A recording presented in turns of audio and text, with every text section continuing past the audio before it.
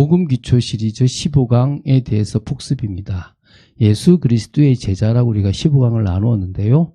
그럼 이 15강을 나누고 나서 우리가 조금 좀 봐야 될 것이 뭐냐 그러면 이 제자들이 사실은 교육을 해서 바뀌는 것보다 성령의 역사로 바뀌어야 돼요. 우리가 아무리 교육을 많이 받고 교회 많이 가고 뭔가 봉사를 많이 하고 열심히 참여해도 성령의 역사 안 하면 안 돼요. 그래서 우리가 기도하는 거거든요. 우리가 기도하는 진짜 이유는 성령의 역사하는 거예요. 근데 제자들이 그 성령의 역사로 변화됐다는 말입니다. 물론 교육이 없이 된다 그건 아닙니다. 교육이 먼저 있어야 돼요. 예수님이 제자를 훈련했기 때문에 그게 가능한 거지. 훈련 없이 성령의 역사로 된다 그건 아닙니다. 그래서 우리가 균형과 조화가 필요하죠. 훈련도 필요하고 기도를 통해서 성령의 역사도 필요한 겁니다. 우리가 그런 부분들을 좀 맞춰서 좀 나아갔으면 좋겠습니다. 먼저 15강 복습을 좀 하겠습니다. 15강 복습을 보면 결국은 우리가 어떤 제자가 진짜 제자냐? 예수 그리스도께 붙어 있는 제자예요. 디모데후서 2장에도 보면 내 아들아 너희는 그리스도 예수 안에 있는 은혜 가운데서 강하라 그러거든요. 그러니까 그리고 또 다른 사람들에게 충성되게 부탁하라 이렇게 얘기한단 말입니다. 그럼 먼저 할 일이 뭐란 말이죠? 내가 주님의 은혜를 받는 거 그게 붙어 있는 거예요. 포도나무에 가지가 붙어 있으면 이 가지는 열매를 저절로 맺어요. 아무리 본성이 다른 가지라고 하더라도 그 포도나무에 붙어 있으면 포도나무의 진액을 받음으로 말미암아 포도나무와 같은 성품을 가지게 되고 같은 열매를 맺게 되는 거예요. 그게 뭐죠? 하나님의 원리라는 거죠. 그래서 제자는 예수 그리스도께 붙어 있는 게 제자입니다. 자기 멋대로 하는 건 제자가 아닙니다. 주님은 어떤 제자를 원하신다고요? 붙어 있는 제자. 그리고 그 붙어 있는 것들 중에서 가장 중요한 것은 복음의 기초를 분명히 확립하는 거예요. 그 복음의 기초를 확립한다는 것은 예수를 믿어야 될 이유나 예수가 그리스도 구원의 의미, 구원받은 자의 확신과 축복, 신앙 발판, 그러면서 뭡니까? 결국은 진짜 확립되는 것은 기도거든요. 여러분, 개인화가 되어지는 것의 핵심은 기도입니다. 기도가 안 되면 메시지가 내게 안 돼요. 그래서 여러분, 말씀을 듣는 시간도 꼭 필요하지만 합심으로 기도하는 시간이 여러분에게 복된 시간이 되었으면 좋겠습니다. 세 번째는 삶 속에서 이제 뭡니까? 열매를 맺는 제자. 그래야 우리가 뭡니까? 주님의 제자라고 인정받거든요. 하나님이 영광 받으시기 때문에. 그래서 우리는 열매로 제자로 인정받는다 그렇지 않습니까? 그래서 이게 우리가 15강에서 봤던 겁니다. 자, 그럼 이제 우리가 이제 15강의 복습으로 할 건데요. 그럼 복습은 성령의 역사로 변화된 제자들에 대한 얘기지 않습니까? 그럼 첫 번째 우리가 이 뭐를 봐야 될 거냐 그러면 예수님께서 3년 동안 제자들을 훈련했어요. 그러면 제자들 입장에서는 예수님을 통해서 3년 동안 훈련을 받았겠죠. 정확하게 3년 6개월인데 예수님이 부르시고 그 부르셔가지고 어디까지요? 십자가 지실 그때까지를 지켜봤다는 거예요. 그 중에서 우리가 예수님의 훈련 방법에 대해서 책이 나왔잖아요. 이게 참 이 책이 중요하지 않습니까? 이 책에서 8가지를 가지고 이 예수님의 훈련 방법이 나왔다는 거예요. 첫 번째가 뭐냐? 선택이죠, 선택. 주님이 제자들을 선택했다는 거예요. 원하는 자들을 불렀다는 거예요. 승천 이후 재림식까지 주님의 명령을 계속할 수 있는 사람들이라고 생각되는 사람을 부른 거예요. 뛰어난 사람이 아니라 또 착한 사람이 아니라 당신의 기준에 맞는 사람을 불렀단 말입니다. 그래서 두 번째는 동거하셨어요. 동거. 그들과 같이 하신 거예요. 그들과 같이 사신 겁니다. 함께 하시면서 은혜를 주셨고 이 임마누엘이라는 비밀이 얼마나 중요한지를 깨닫게 하셨어요. 함께 할 때의 그 능력을 깨닫게 하신 거예요. 위드뿐만 아니라 임마누엘을 깨닫게 하신 거예요. 그럼 세 번째는 뭡니까? 모범입니다. 모범. 친히 제자들에게 몸소 보여주셨어요. 하나님의 은혜를 받는 법, 또 하나님의 뜻을 이루는 법, 그 외에 여러 가지 성령의 역사 속에서 하나하나 심지어 섬기는 모습까지 보여주셨다는 말입니다. 네 번째는 뭐죠? 순종입니다. 순종. 전적으로 신뢰함으로 주님의 명령에 순종하도록 예수님께서 하나님께 순종하신 것처럼 제자들이 주님의 말씀을 따라 순종하도록 하신 겁니다. 다섯 번째는 뭐죠? 대임입니다. 위임이죠. 원래 우리가 하나님 나라를 이룰 때도 대신 하나님 대신 다스리는 거잖아요. 지금도 주님 대신 우리가 사역 현장에 가는 거예요. 전도를 하는데 대신하는 겁니다. 여러분, 목사 대신 간다고 생각하지 마세요. 저도 여러분도 예수님 대신 가는 거예요. 내가 그리스도의 역할을 내가 있는 현장에서 하라고 하나님이 나를 보내신 거예요. 그거 딱 확신할 때요, 자신감이 생겨요. 제가 두렵고 떨릴 때마다 그래, 주님이 나 파송했는데 내가 왜 긴장하냐? 주님이 나를 세우신 거 아니냐? 그럼 가자. 거기서 제가 힘을 많이 얻거든요. 여러분, 주님이 저와 여러분을 보냈습니다. 믿습니까? 그거 딱 붙잡으세요. 그리고 뭐냐? 부녀의 여섯 번째 부녀거든요. 이 일을 하는데 세상 끝날까지 함께 하시는 방법이 성령입니다. 그 성령이 각 사람 위에 임하는 겁니다. 그 약속하셨거든요. 그 부녀예요. 저는요, 주님이 성령으로 우리와 함께 하시는 이 완벽한 방법을 알고 나서요, 맡기기 시작합니다. 여러분, 정말 여러분에게 맡기는 축복도 있게 되기 바랍니다. 진정으로 예수님의 훈련 방법 중에서 부녀라고 하는 것이 정말 중요하죠. 일곱 번째는 뭡니까? 점검입니다. 그것도 지속적으로 점검하세요. 여러분, 부탁드립니다. 여러분이 잘 가고 있는지 못 가고 있는지 목회자인 저한테, 또 전도사님한테, 또 사역자들한테 확인받으세요. 여러분을 가장 잘 알고 여러분을 가장 이끌 수 있는 사람 있잖아요. 확인받으세요.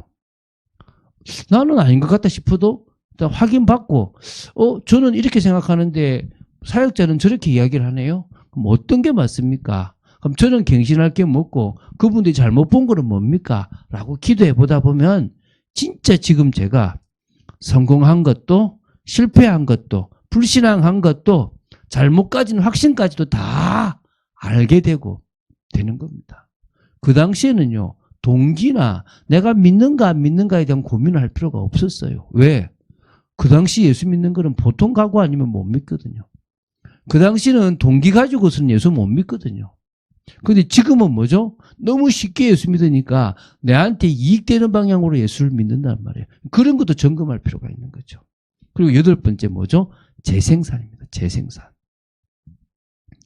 여러분, 우리 교회는 모든 성도들이 함께 만들어가는 거예요.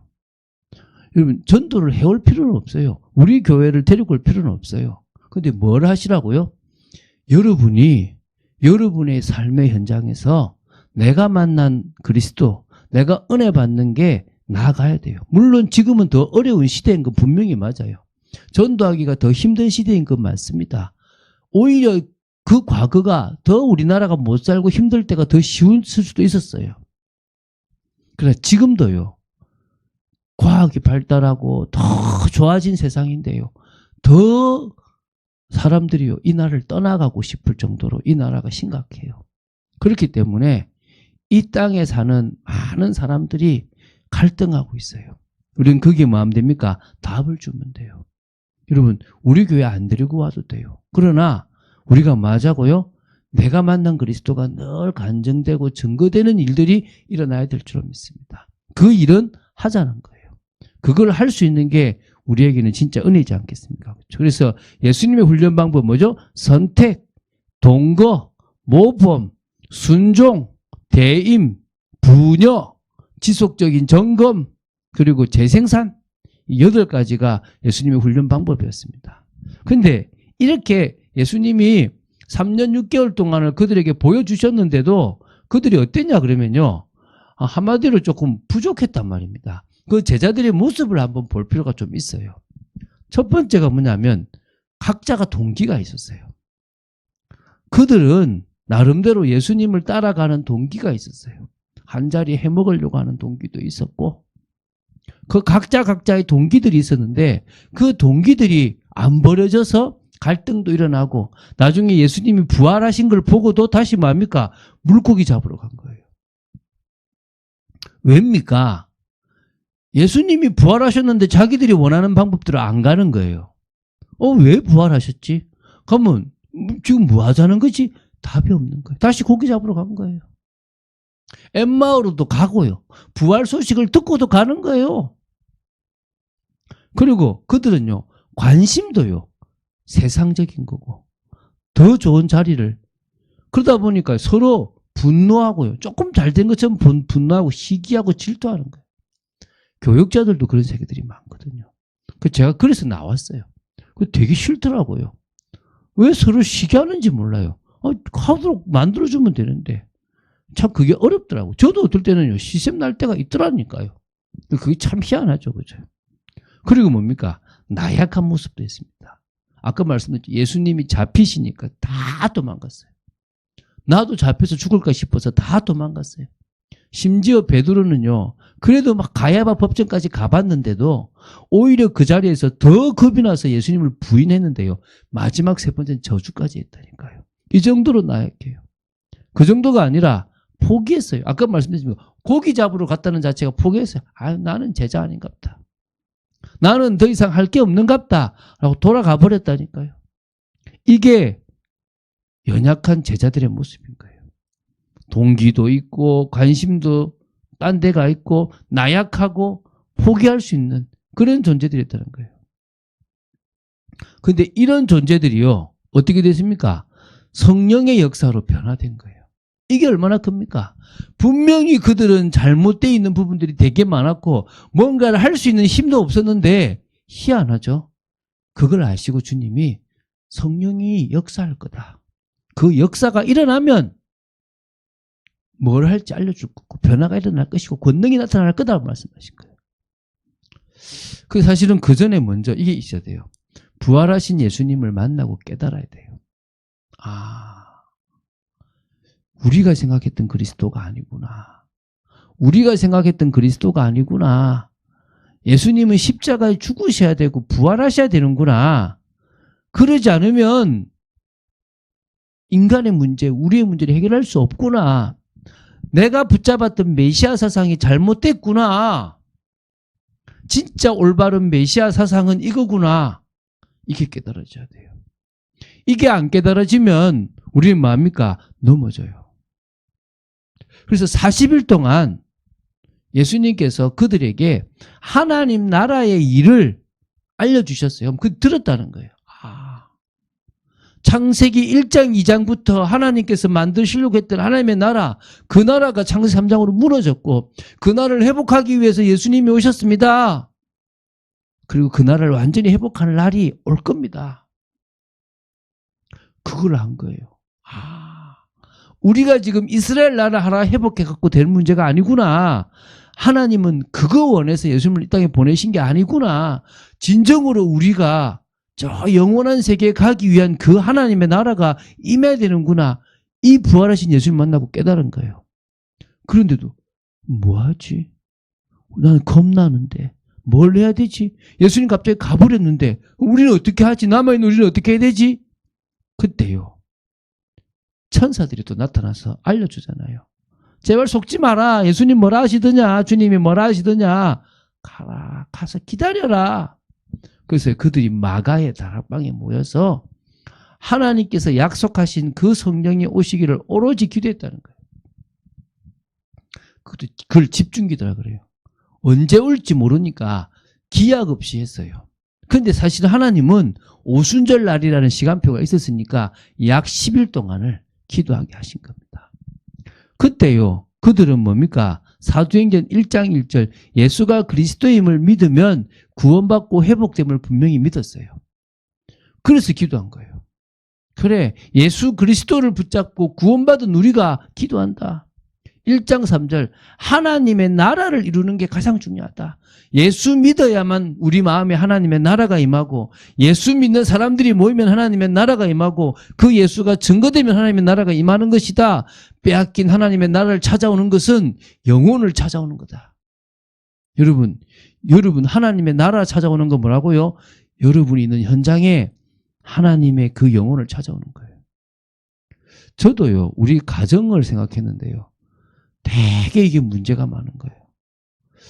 그리고 또 제가 저희 매형을 보는데 목사님인데도요, 제가 그 목회하는 데 가보는데 노가다맨인지 목회자인지 모르겠더라고요.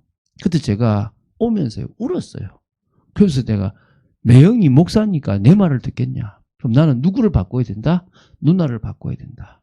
근데요 누나하고 저하고 신앙 얘기 5분만 하면 부딪혀요. 말이 안 맞아요. 아니지 대성아. 누님 그건 아니지. 이 싸우는 거예요. 근데 제가 그때 이유 뭐냐면 그래 내가 이제 누나가 뭘 하든 받아준다. 내가 누님이 뭘 하든 내가 이해하고 진짜 복음으로 돕는다. 나중에는요.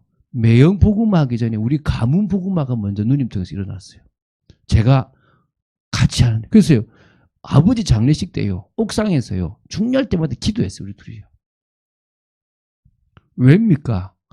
그게요. 제가 깨달은 거예요. 하나님의 나라 이루기 위해서는 영혼을 찾아오는 건데 신앙의 컬러가 달라도 상관없다. 품자. 품었어요. 그건 나중에는요. 맞춰오는 거예요. 야, 이거 하나님 나라 대단한 거예요. 그런데요. 그 하나님의 나라 이루는 가장 확실한 방법은 오직 성령이에요. 1장 8절이잖아요. 1장 8절 오직 성령이 임하면 권능을 받게 되고 그러면 예루살렘과 온 유대와 사마리아와 땅끝까지 이르러 뭐요? 증인됩니다. 삶의 변화가 일어나고 증인되는 거예요. 그리고 11절에 땅끝까지 모든 민족의 천국 복음이 증거되면 올라가신 그대로 다시 내려오신대요. 재림주로 오신다는 거예요. 이걸 붙잡고요. 재림주로 오시기 전에 우리는 성령 받고 이 성령에 그 따라서 증인되겠다. 기도한 거예요. 근데 희한하죠. 약속하신 성령이 안 오신 게 아니라 정확하게 하나님의 시간표에 그들에게 임해버린 겁니다. 이게 2장이에요. 오순절에 그 성령의 역사가 일어났다는 거예요.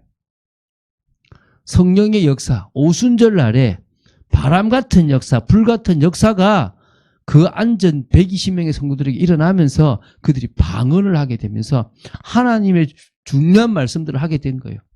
그런데 그 소리를 들으려고 오순절 그 절기를 지키려고 왔던 유대인들이 몰려온 거예요.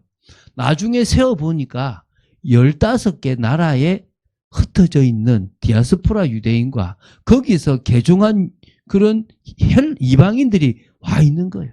이미 그들이 그곳에 와서요. 그 자리에서 이 12제자, 그러니까 그 제자들과 또 누구죠? 한 120명의 그 사람들이 하고 있는 걸 본 거예요. 그때 이게 막 술에 취했냐 막 이런 얘기를 할 때요. 베드로가 일어나서 지금은 술 취할 시간이 아니다. 지금은 오전이기 때문에 그런 시간이 아니다. 성령께서 시간 역사하셨다. 요엘서 2장에 그 예언이 지금 성취된 현장이다. 라고 하면서 복음을 쫙 정한 거예요. 복음을 전하니까 그들이 어떻게 하면 되겠냐. 회개하고 예수 믿고 세례받아서 성령을 선물로 받아라. 그때요 제자들이 세워지는 거예요. 왜? 3,000명이 예수님을 믿어서 제자로 세우신 거예요. 그런데 그들이 이제 뭡니까? 은혜를 날마다 성전에 들어가고 집에서 계속 은혜를 나누고 기도를 한 겁니다. 날마다 구원받는 역사들을 계속 더해버리신 거예요. 이게 성령의 역사로 변화된 거예요. 저는 여러분이 이런 역사로 변화되길 바랍니다. 목사님 교회 가기 어렵지 않습니까? 그러시면 중으로 합니다. 그런데 단지 여러분이 집에서 편하게 해갖고는 안 돼요.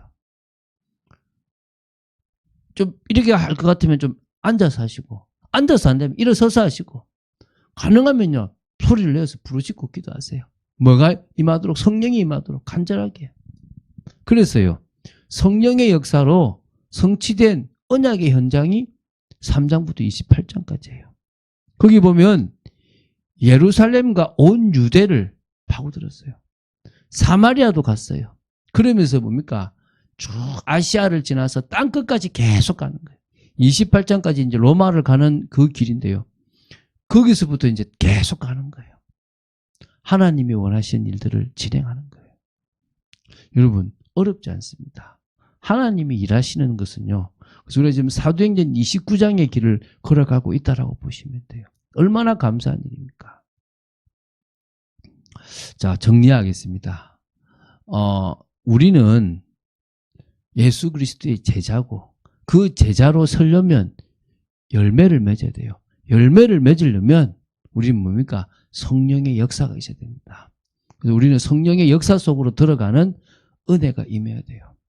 그 성령의 역사 속으로 들어가기 위해서 우리는 기도합니다. 우리 교회는 기도 선교팀이 있습니다. 저는 참 감사하게도 이분들이 우리 교회를 위해서 기도합니다. 새벽에 같이 기도하는 사람들이 있습니다. 그분들이 성도들 한 사람 한 사람 이름 불러가면서 기도합니다. 그게 얼마나 축복된 시간인지 여러분 아시기 바랍니다. 그 응답들이 이제는 우리 현장에 있을 거라 믿습니다. 여러분 교회에 데리고 오셔도 되고 안 되고도 돼요. 그래서 상관없습니다. 그런데 하세요. 내가 만난 그리스도, 나에게 은혜를 주신 그 그리스도의 그 은혜가 다른 사람들에게 증거되어져야 됩니다. 그게 가장 정상입니다. 그게 안 된다는 것은 성령의 역사가 없다는 것입니다. 그게 안 된다는 것은 지금 내가 뭔가에 막혀 있다는 것입니다. 그걸 뚫는 여러분 되시기 바랍니다. 고민하지 마시고. 여러분 제가 늘 얘기하잖아요. 제가 주의 일을 합니다. 주님이 저의 일을 합니다. 제가 그거 믿고 살아가거든요. 제가 새벽에 우리 자녀를 위해서 새벽 기도 때 기도 안 합니다. 그런데 주님은 우리 자녀에게 역사하실 거 저는 믿습니다. 저는 오히려 다른 자녀를 위해서 기도하고 다른 성도를 위해서 기도합니다. 그렇지만 하나님은 분명히 역사하실 것입니다.